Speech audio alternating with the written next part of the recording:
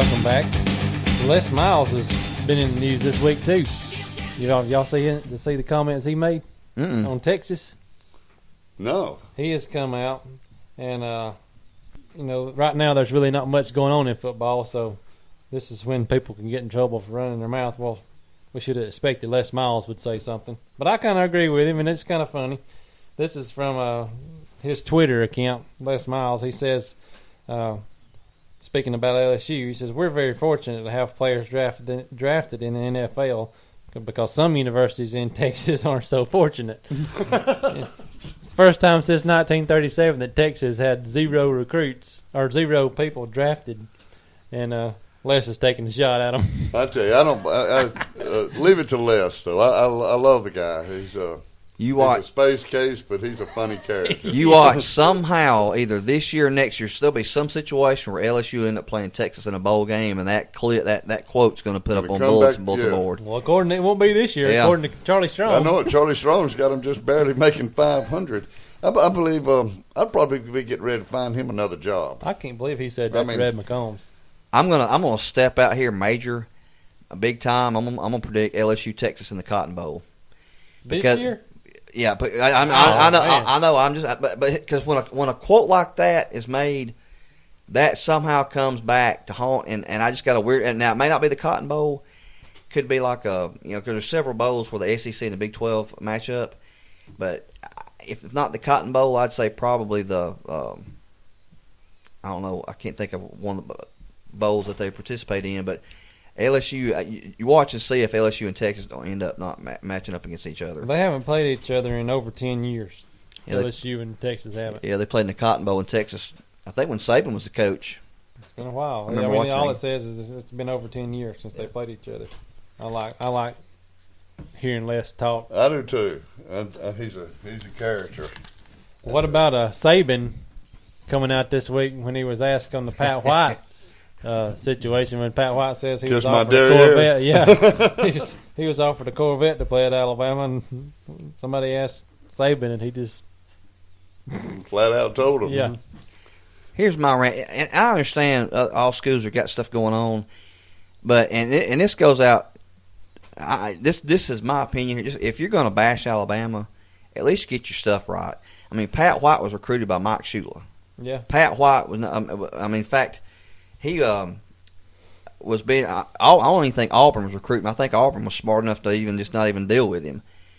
But Alabama was looking at him as a wide receiver at best, and there was no plans for a new quarterback at Alabama. And he got his little feelings hurt, and then went to West Virginia, which ended up working out to be a good fit for him. Yeah. I mean, they were one game away from playing for the national championship, thanks to former defensive coordinator Paul Rhodes from Auburn. For Pittsburgh, they shut them down. Well, y'all are big Alabama fans. Which would y'all rather see? Would y'all rather see in 2016 a USC Alabama open up in the Cowboy Classic or Alabama Penn State?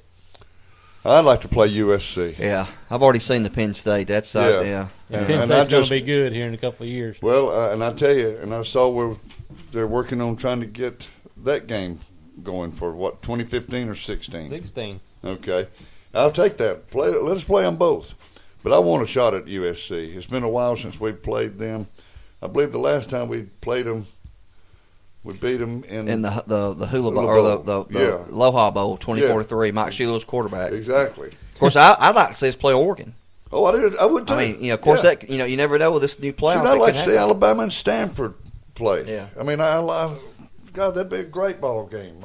That'd be one that I'd fear Stanford more than I would Oregon.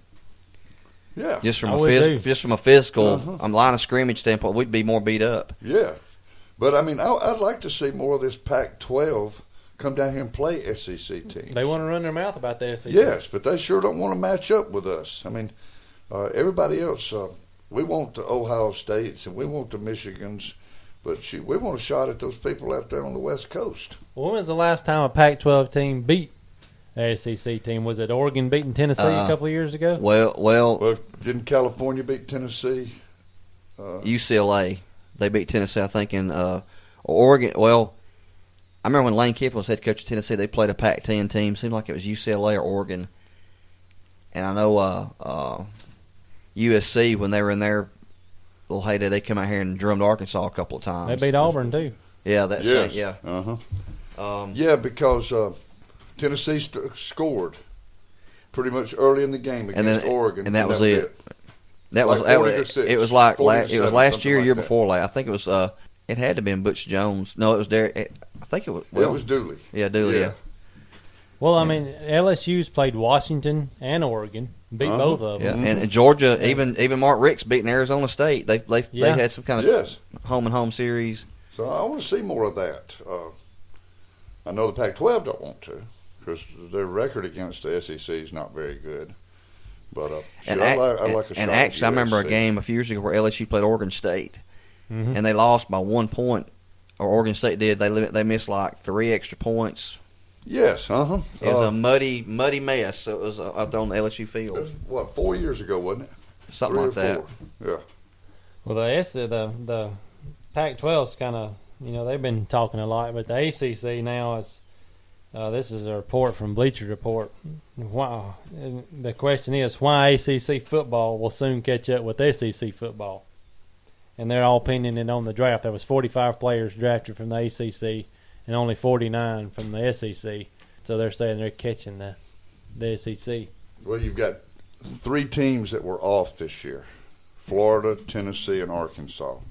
And when those 3 teams step back and start playing ball like they're capable of playing that they have in the past, then you've got more people going, and it's going to make the SEC even stronger.